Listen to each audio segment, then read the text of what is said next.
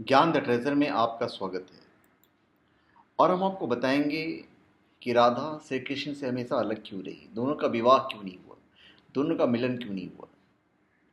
ठीक है, जब भी प्यार का नाम लिया जाता है तो भगवान श्री कृष्ण और राधा का नाम सबसे पहले लिया जाता है।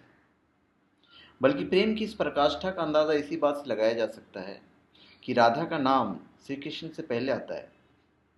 इसके अलावा श्री कृष्ण की 16,008 पत्नियां होने के बाद भी राधा रानी का नाम श्री कृष्ण के साथ पहले जपा जाता है, लेकिन फिर भी राधा और कृष्ण का कभी मिलन नहीं हो पाया।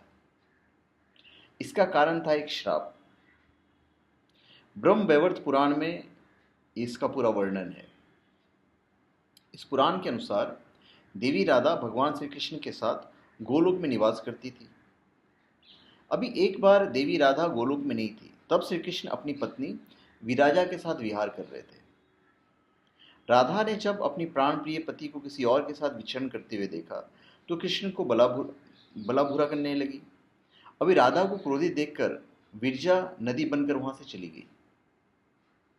अभी कृष्ण को बुरा कहने पर श्री कृष्ण के सेवक और मित्र थे श्रीदामा, उन्हें क्रोध आ गया और उन्होंने देवी राधा का अपमान कर दिया। इससे देवी राधा और क्रोधित हो गई और उन्होंने श्रीदामा को राक्षस कुल में जन्म लेने का श्राप दे दिया। श्रीदामा ऐसे कठोर वचन सुनकर देवी राधा को पृथ्वी पर मनुष्य के रूप में जन्म लेने का श्राप दे दिया। अभी इस श्राप के कारण श्रीदामा शंखचूड़ नामक असुर बन गए। देवी राधा को कीर्ति और वृषभानु की पुत्री के रूप में जन्म लेना पड़ा, लेकिन इनका जन्म देवी कीर्ति के गर्भ से नहीं हुआ था। तो पृथ्वीलोक पर जन्म लेने के कुछ वर्षों बाद पूर्व जन्म का श्राप प्रभाव में आने लगी। कृष्ण की रास लीलाएं समाप्त हुई और उन्हें कंस से युद्ध करने के लिए जाना पड़ा, जिससे राधा का साथ उनसे हमेशा के लिए छूट गया और उनका विवाह सब कहते हैं कि किसी और के साथ में हो गया। तो कहा जाता है कि राधा रायन के पास अपनी छाया स्थापित करके वापस बैकुंठ लौट गई थी। तो राधा रानी और भगवान श्री कृष्ण के वियोग का कारण श्रीदामा का श्राप था।